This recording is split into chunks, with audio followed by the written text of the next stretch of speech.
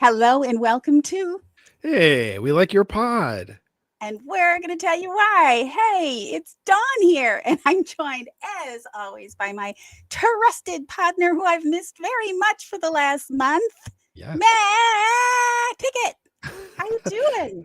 Don, I'm just so happy to see you. It has been like a month. There's been just stuff going on, holidays, etc. And so this is our glorious return. Frankly, I'm not sad about missing the week we missed because I mean, honestly, I've been just annoyed. I think annoyed is the best word for me. I've been annoyed with the team, with where how the passing game just crumbled. It just crumbled into like nothing. The last 3 games were all just like hard watches, 3 losses in a row, like not fun. So it wasn't a fun end of the season. I felt annoyed about them. I feel like this week I'm going through the process of processing it all and kind of coming to like peace with it and about what it's going to be going forward. So there's that. Apart from that, holidays were great. Kids are great. One of the things I got for Christmas was Legend of Zelda Breath of the Wild, and we've been playing that with the kids, and they love it, and it's a lot of fun. They're down there doing one of the things in it right now, actually, before bedtime. So I'm great. In other words, I'm great. Donna, how about you? Well, most of you don't know this, but I had a big surgery, which is why we were also out. So I've been just recovering. Everything's going as it should. It's just going to take a while, but everything was a success. And I'm just a little tired. And yeah, so watching a lot of football as usual. And having to deal with those losses and recovering from it's like, this isn't what I needed. I needed a pick-me-up. What happened? What happened to our offense? Is Jordan Love hurt? Is he just hurt? I don't know if he's hurt, if it's the receivers. Just, I mean, especially in the last episode or the last game, everyone got injured, but that was bad. Was it like over reliance on Josh Jacobs to like do the game plan? Yes. Was it? I don't know. Jordan Love not up to his potential. I don't know, Don. It was rough. It was weird. It was weird, but we do know that J-Lo's young and I'm not worried. I'll say that. Yeah, for the future, right? Yeah, right. In fact, not to jump ahead of ourselves, but when we get to the superlatives, you're going to see, like, for me, I was just looking for things that had like sort of positivity, good vibes to them, so like that will be my theme when we get there, is like just 4 things that we're very focused on the positive coming out of the season to help us sort of rinse our mouths out and get excited about football again. And a good point Sarah Callagher made on Wednesday Pack a Day this week was that, like, the Packer season is over, but we still have football games to watch for like 3 more weekends. So like should be some really good games too. I mean, Bills Ravens, I'm really excited to watch that one. That should be a great game. So got some good ones coming up. So still football. It's still football. So since we're on a short time frame tonight, let's get to those superlatives. Do it.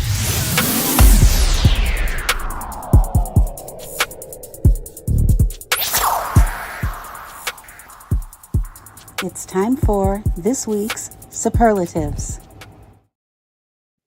I forgot that existed. Oh my God, the way I cracked up when that hit. Yes.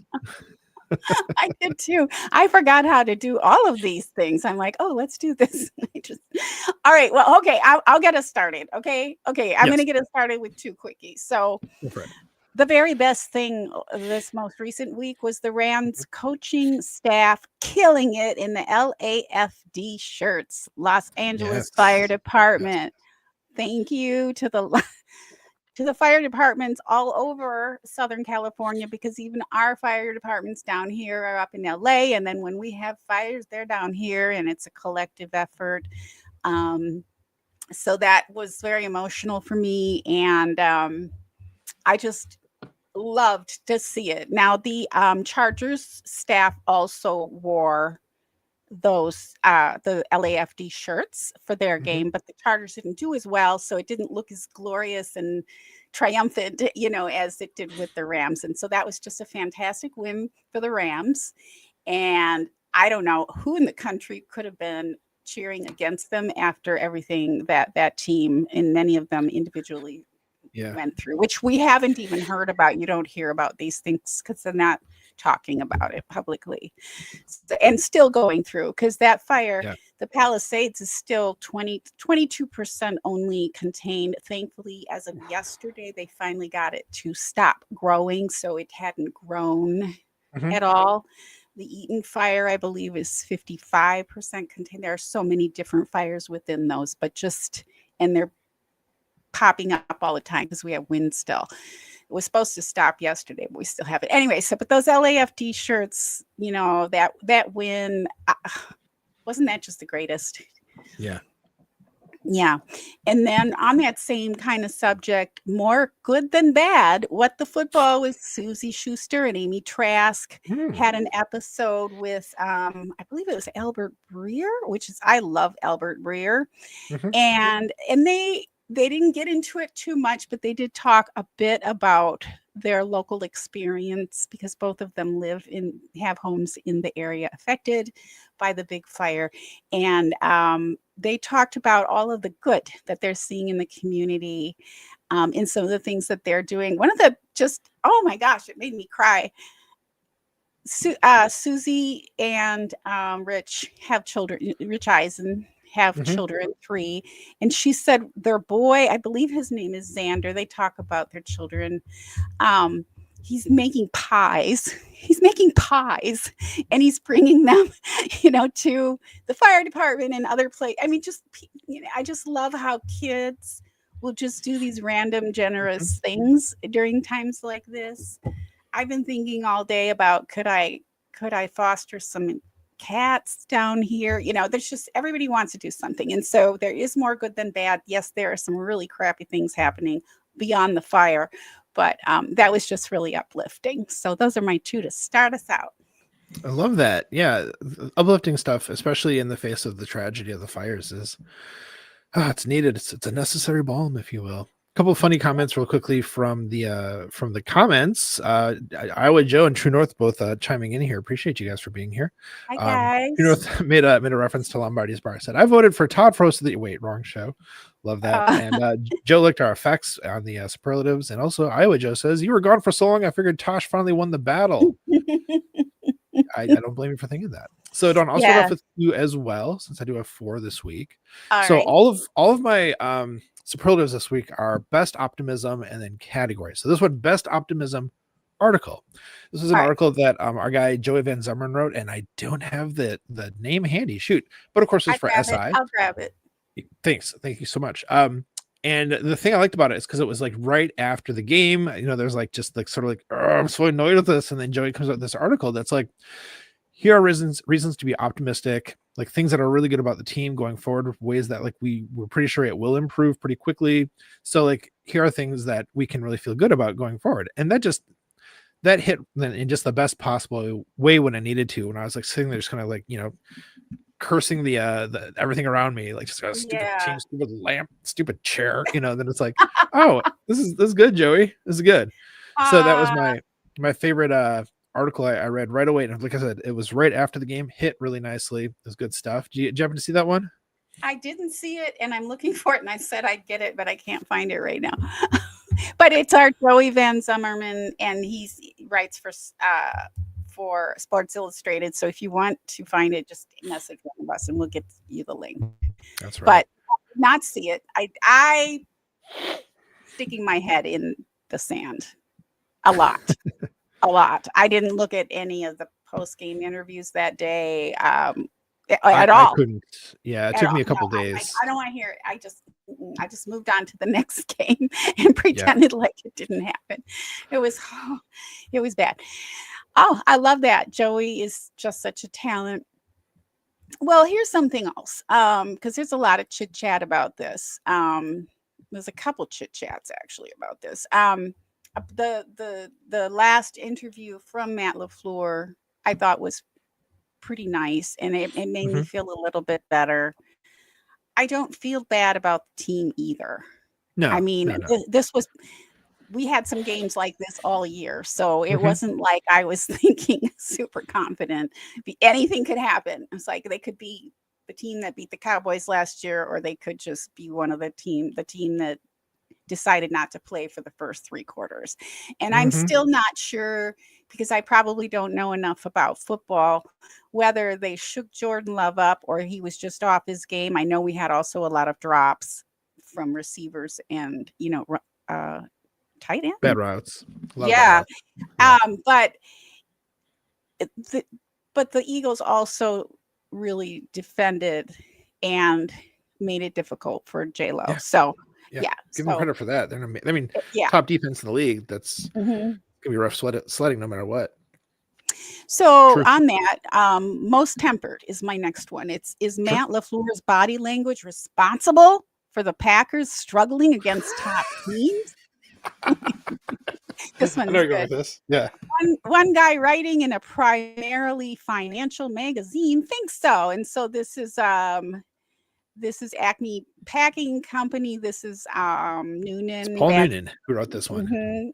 Yep. Badger Noonan on socials. It's such a lovely article. So I was going to put 3 one-liners in there that were just fantastic. But he compared, the measured response by people like Bobby Knight and our own Dan Campbell here in our division as examples of, shining examples of how not to show emotion during a game and why that matters. It doesn't matter. That was ridiculous. And I just loved him poking fun.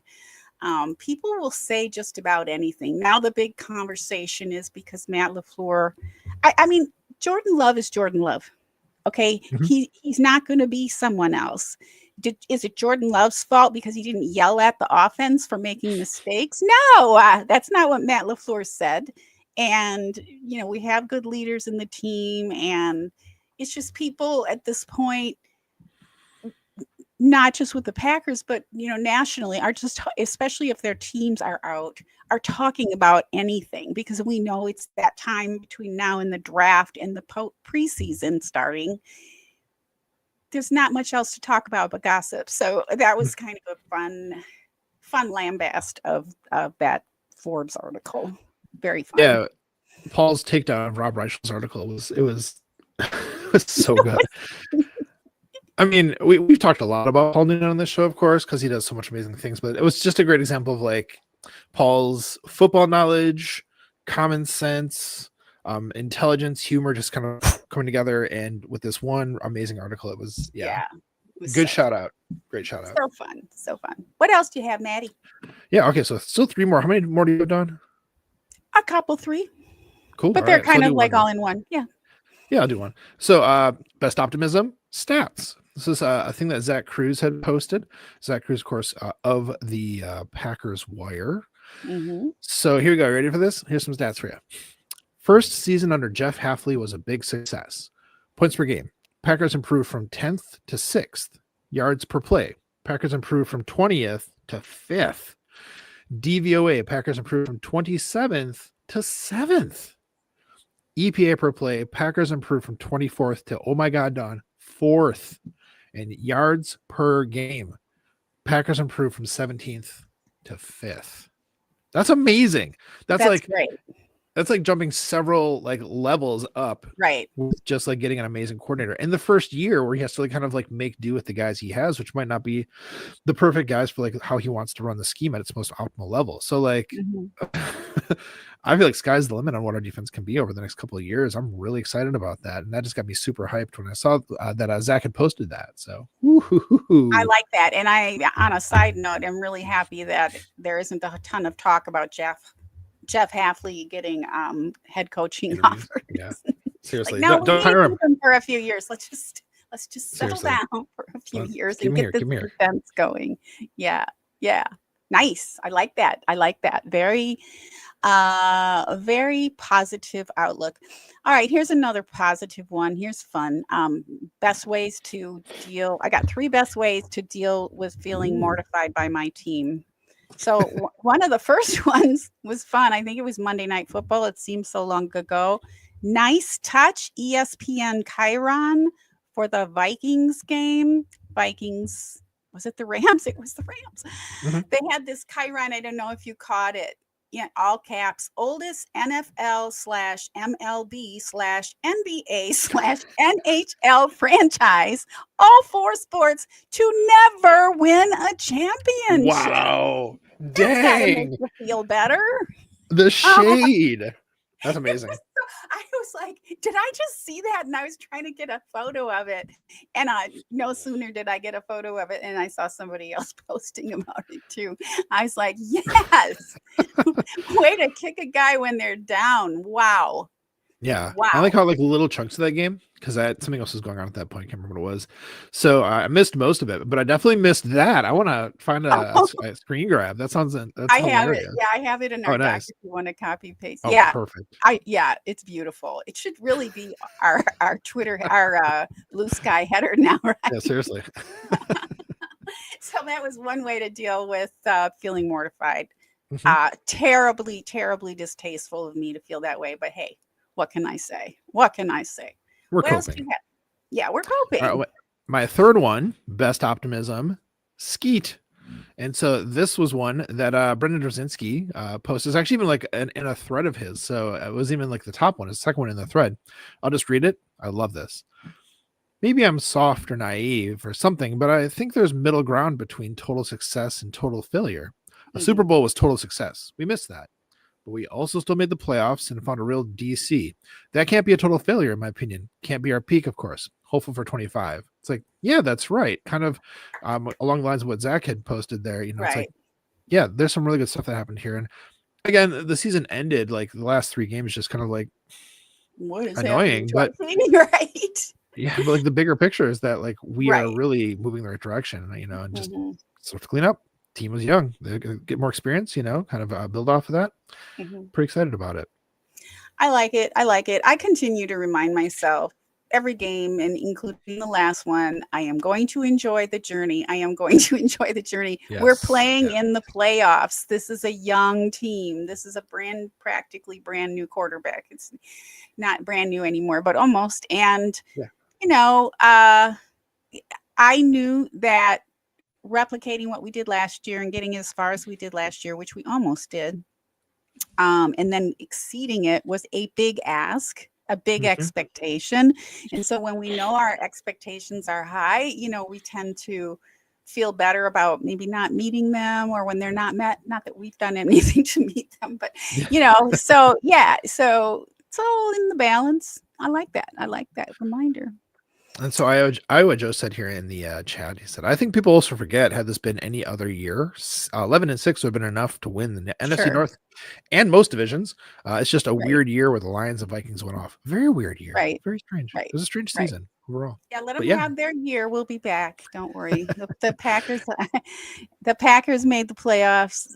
We've got a great team. We've got a great future. I'm not too upset. I'm not happy that we didn't.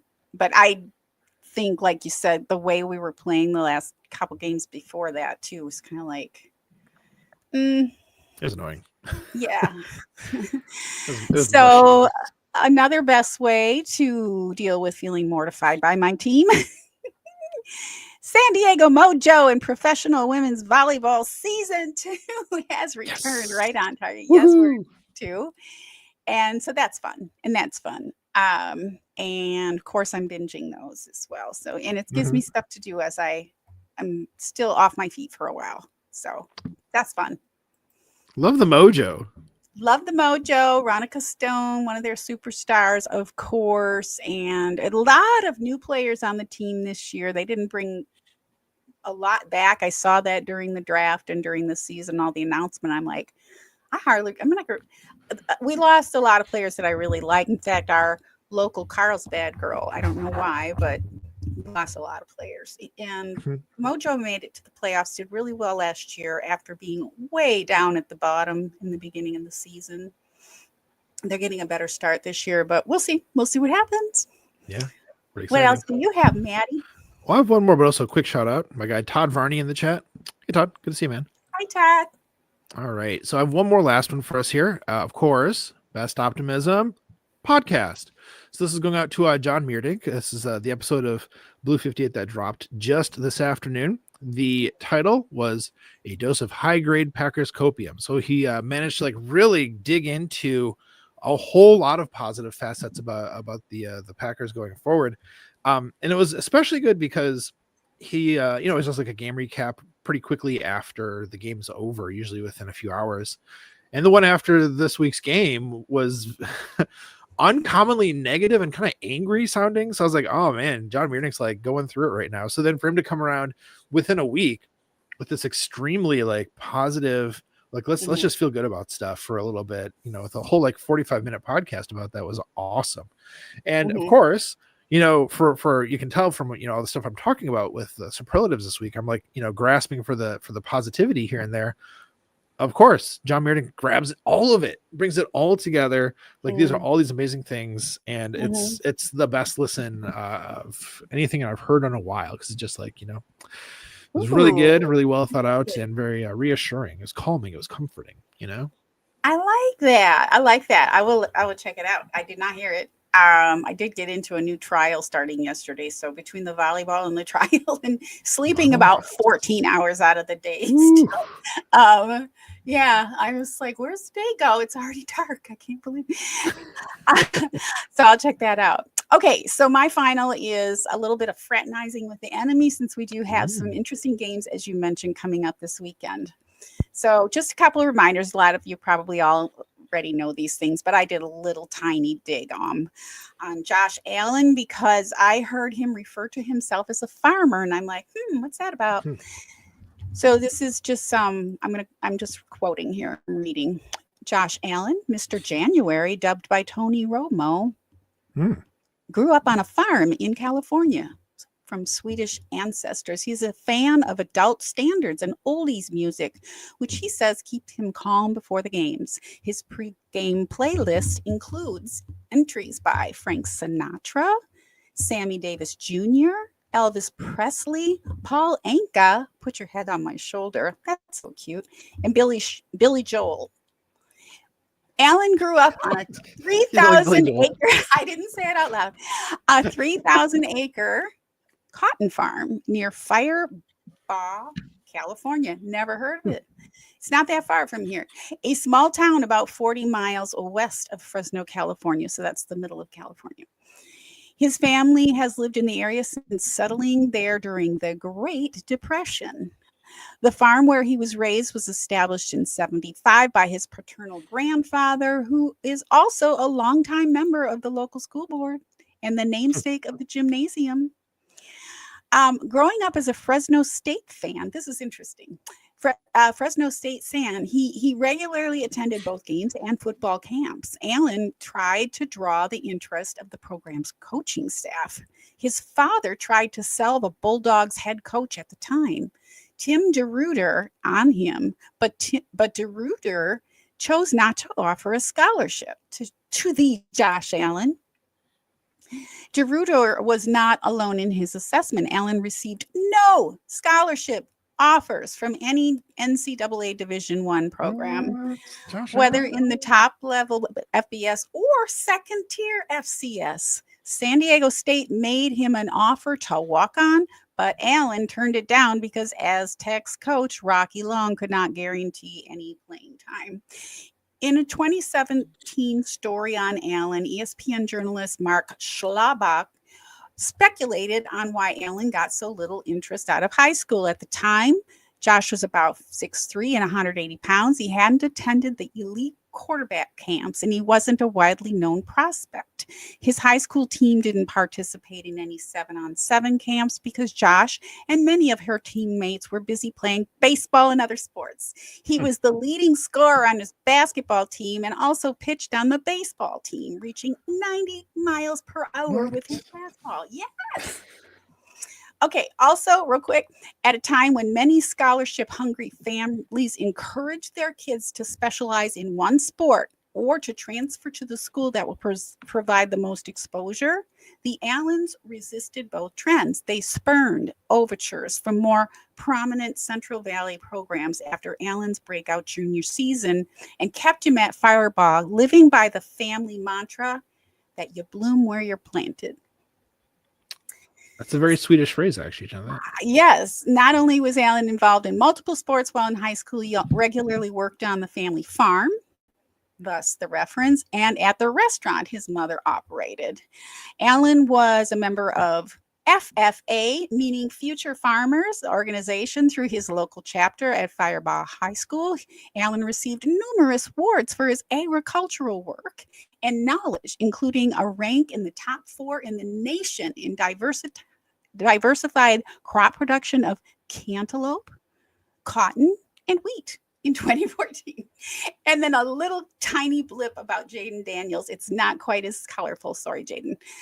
Born in Fontana, California, raised in San Bernardino. So many quarterbacks are from California. What's up with that? It is weird, isn't it? Yeah. Yeah.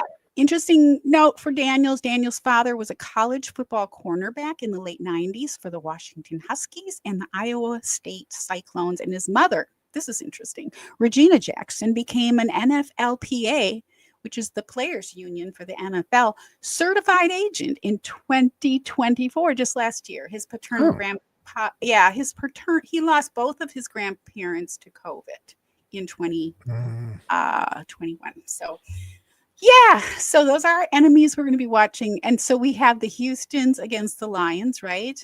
And we have the Texans against the Lions. No, not that's Texans and Lions. It's oh, my brain doesn't work. Let me check. Shoot. I think the Texans go to the Lions. Commanders are playing the Lions. Oh, that's right. What did I say Texans for? Daniel Texans Commanders. Couldn't. My brain. Yeah. I'm still medicated. That's what I meant. I meant Daniels is going to the Lions. So that'll be interesting to see how he played. Did you see him play last weekend? Yeah. Yeah. Fun.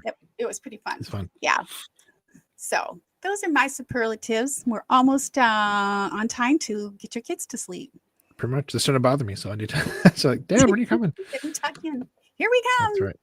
Yes, Commanders and Lions. So Jaden Daniels, we'll see him at Detroit this weekend. And of course, the Bills and the Ravens. I have some favorite players from the Ravens as well, but I do like Josh Allen. Oh, I wish there was going to be snow. Yeah. I think it's going to be super bitter cold, but not snow. And from the sounds of it, because of the freezing, wind chill below zero, it's going to be on the kickers to make those kicks, extra points and whatnot. So any final thoughts before we tuck those little brats into bed? Brats. Oh, Don. Final thoughts. I was just going to say, one, I'm just really glad to be back with you here, back on track. We have some really fun guests coming up soon. I can say one of them will be as confirmed as Dara Carragher is going to be joining us in a couple of weeks on a Saturday broadcast. Yeah. So excited to talk to him. I've been reading his stuff forever, so that'll be good. Yes.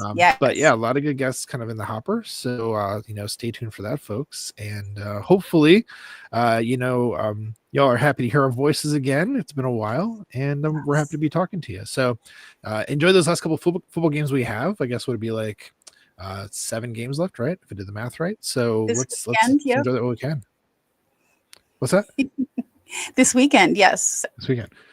For this weekend to the next one, the one after that, or after the 1 week off. But anyhow, let's bring her home. Yeah. So let's bring her home. Yes.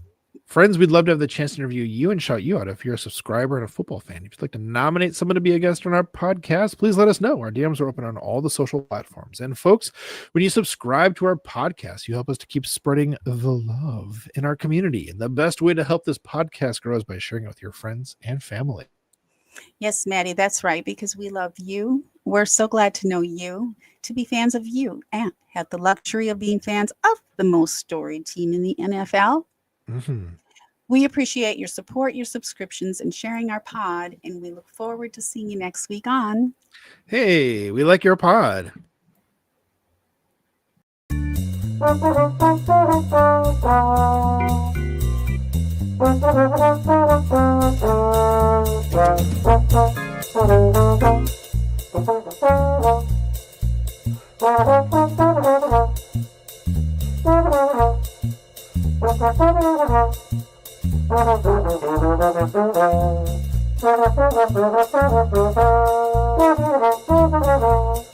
Football in general comes down to discipline and people owning their roles. And when you aren't disciplined or you go outside the scheme, bad stuff happens.